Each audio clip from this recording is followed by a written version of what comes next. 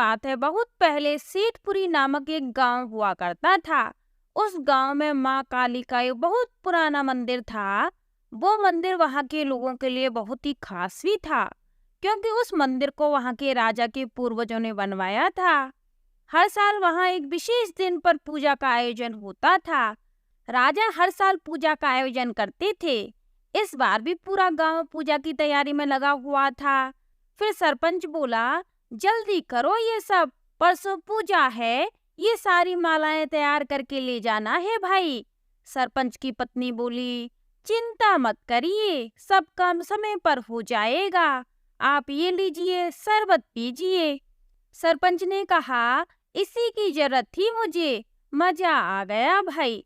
तुम ऐसा करो, सारी जरूरतों का सामान एक बार ध्यान से सूची में देख लो, ताकि समय पर पता चल जाए कि किस चीज की कमी तो नहीं है। सरपंच की पत्नी बोली, ठीक है। तभी राजा का एक दरबारी सरपंच के घर आता है। दरबारी ने कहा, सरपंच जी। फिर सरपंच ने कहा, हाँ, आज कोई खास खबर लाए हो चाचा जी?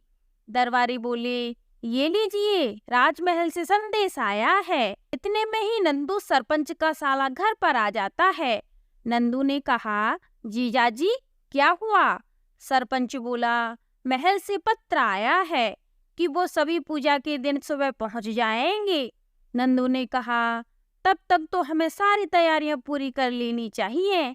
लगता है इस बार भी पिछले वर्ष की तरह बहुत सारा धन चढ़ाया जाएगा। काश महाराज वो सारा धन हमें दे देते तो कितना सुकून मिलता। सरपंच ने कहा, इस दिल को सुकून तो तब मिलेगा जब सारी तैयारियां समय पर हो जाएंगी, वरना महाराज हमें छोड़ेंगे नहीं। और सुनो, जो भी चढ़ावा आता है सब देवी माँ का है, उसके बारे में सोचना भी पाप है, समझे? तुम ऐसा करो, जाकर हलवाई के यहाँ देख कर आओ कि प्रसाद के लिए लड्डू पूरे बने या नहीं। नंदू ने कहा, ठीक है। नंदू हलवाई से मिलने के लिए घर से बाहर सड़क पर निकला ही था कि तभी उसे एक आदमी दिखाई दिया। नंदू ने कहा, अरे किसका चेहरा देख लिया आज? फिर वह व्यक्ति बोला, मुझे ऐसे मत बोल भाई, मैं अच्छा तो हूँ। नंदू ने कहा, अरे पागल, हट जा रास्ते से। फिर वह व्यक्ति चिढ़कर बोला, मुझे पागल क्यों बोला रे?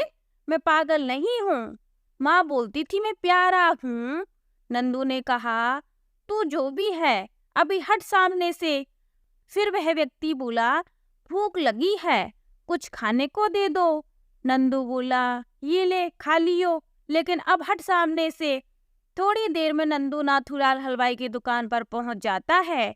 नंदू ने कहा, अरे भाई नाथूलाल, काम पूरा हुआ या नहीं? नाथूलाल ने कहा, हो गया, बस एक टोकरी बाकी है। नंदू ने कहा, चलिए ठीक है, शाम को हमारे आदमी सामान लेने आ जाएंगे। नाथूलाल बोला, ठीक है, तब तक तो पूरा हो जाएगा। इसके बाद नंदू पुजारी के पास जाता है। नंदू बोला, पंडित जी, सारी तैयारियां हो गई है पूजा की? पंडित जी बोले, हाँ हाँ हो गई। महाराज कब आ जाएंगे, कोई समाचार आया क्या? नंदू बोला, हाँ, जीजाजी ने बताया था वो पूजा के समय पहुंच जाएंगे। अब मैं चलता हूँ। पंडित अपने घर चला जाता है। फिर पंडित बोला, सुनो भाग्यवान, महाराज परसों सुबह पहुंच जाएंगे, तुम सारी सामग्री सही से रख लेना। पंडिताइन ने कहा, ठीक है, पर सुनिए, बच्चों को भी ले जाइएगा, उन्हें आगे खड़ा करना, क्या पता महाराज खुश होकर उन्हें कुछ दे दें। फिर पंडित ने गुस्से से बोला, तुम भी ना? ठीक है, ले जाऊंगा। और आखिरकार वो दिन आ ही गया जब सब मंदिर की तरफ जाने लगे। सरपंच ने कहा, जल्दी चलो भाग्यवान, महाराज पहुंचते ही होंगे, दंड दिलवाना है कि अपने पति को। कुछ देर बाद सरपंच और उसकी पत्नी दोनों मिलकर मंदिर पहुंच जाते हैं। सरपंच बोला, महाराज पहुंच गए क्या? दरबारी ने कहा, नसीब अच्छा है आपका, अभी तक नहीं पहुंचे।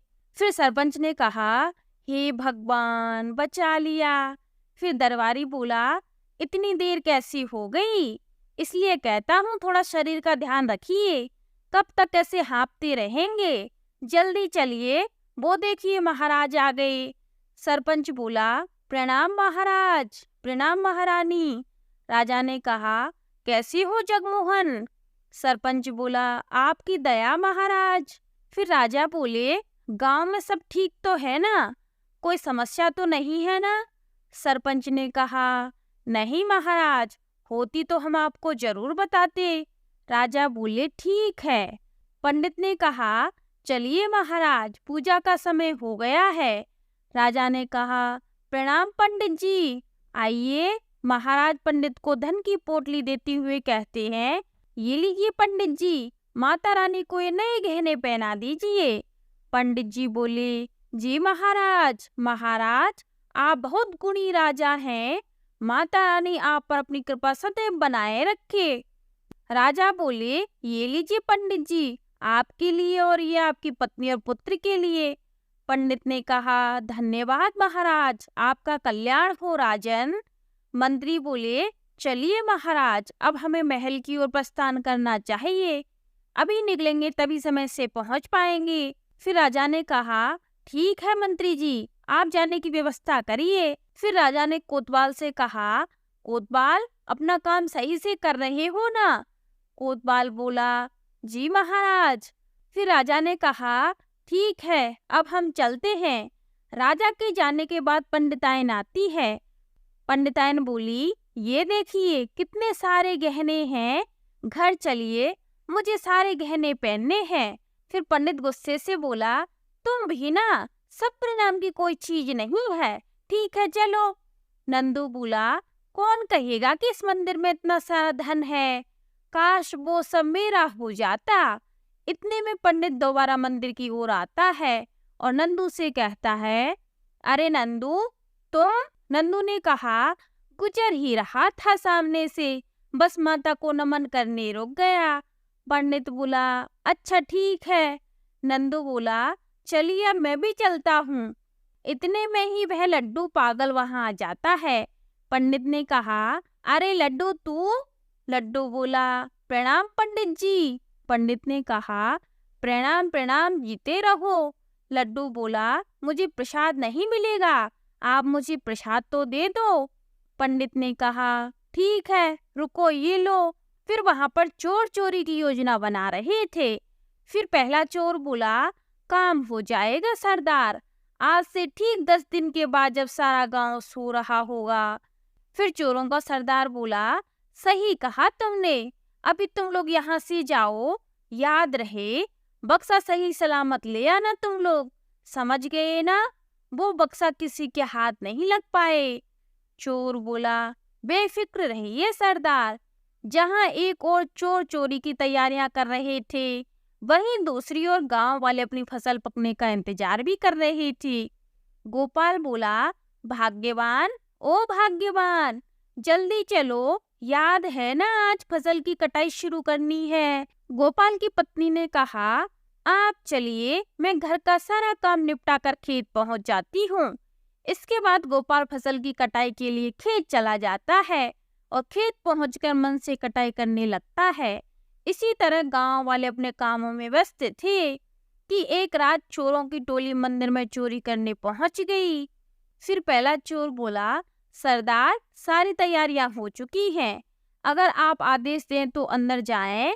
चोरों का सरदार बोला, ठीक है, लेकिन सब लोग होशियार रहना, समझ गए ना? फिर चोर बोला, जी सरदार।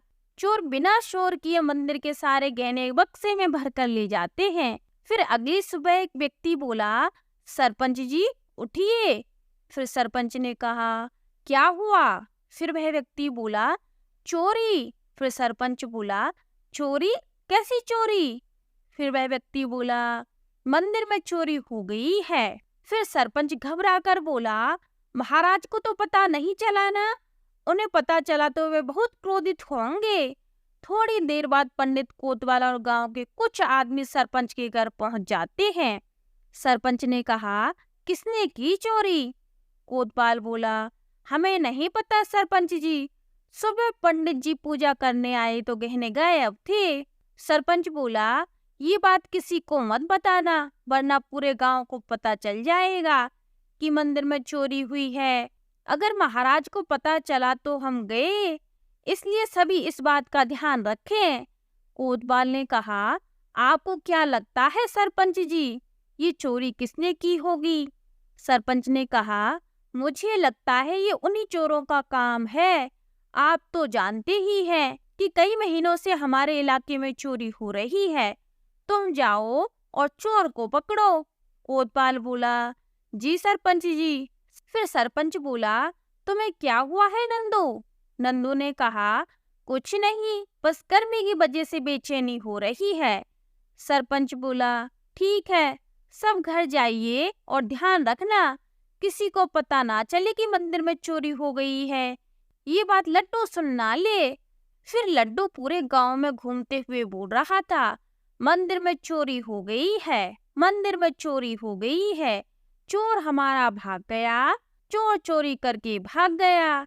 फिर एक औरत बोली, क्या चोरी हो गई मंदिर में? तुम्हें कैसे पता? फिर लड्डू बोला, मैंने सरपंच जी को कहते सुना था।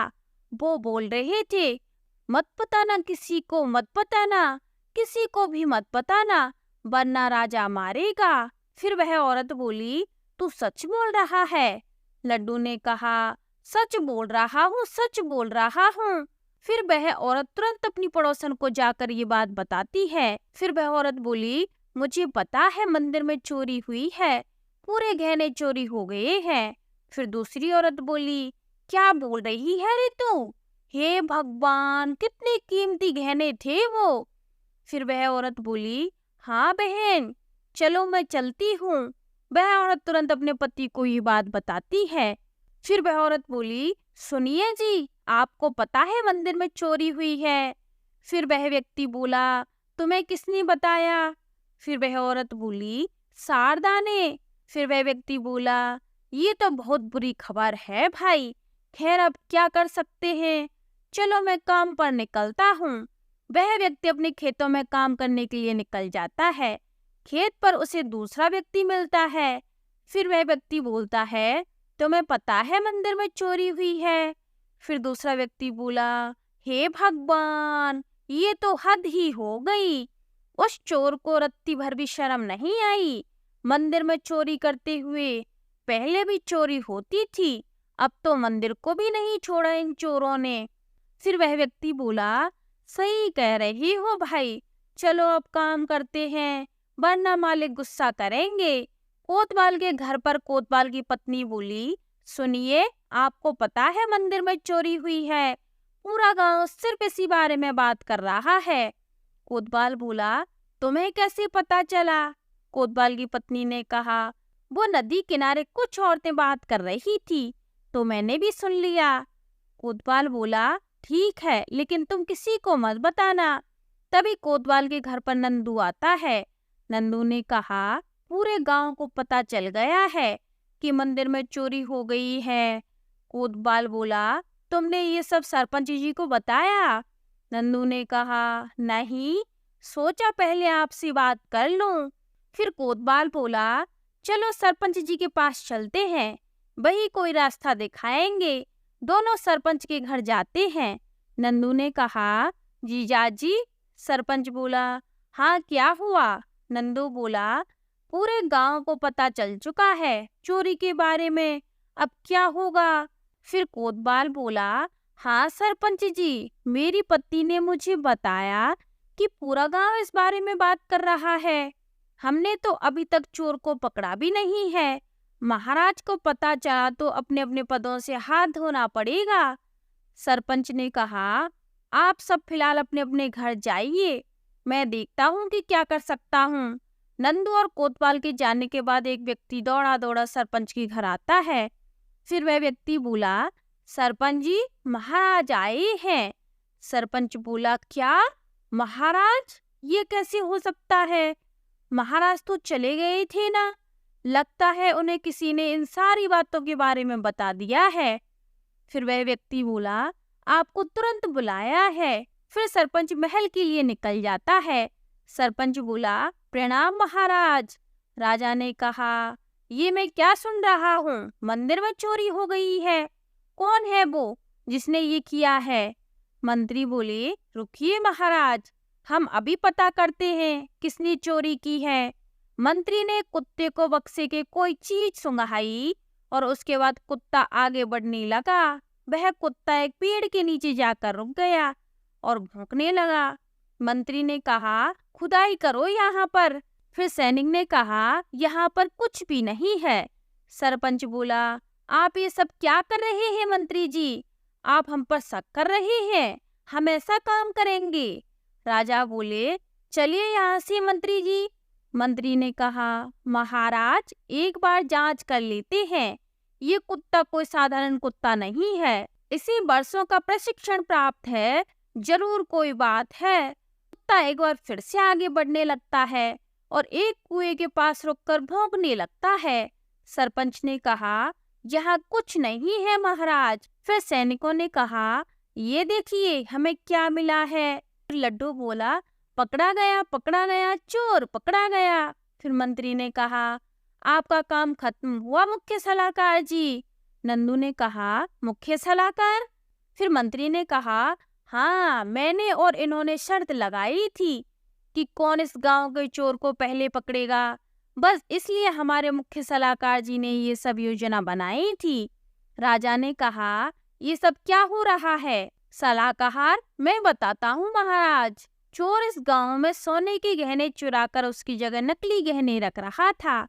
इस बात का शक हमें तब हुआ था जब मैं पिछली बार देवी माँ के दर्शन के लिए गया था।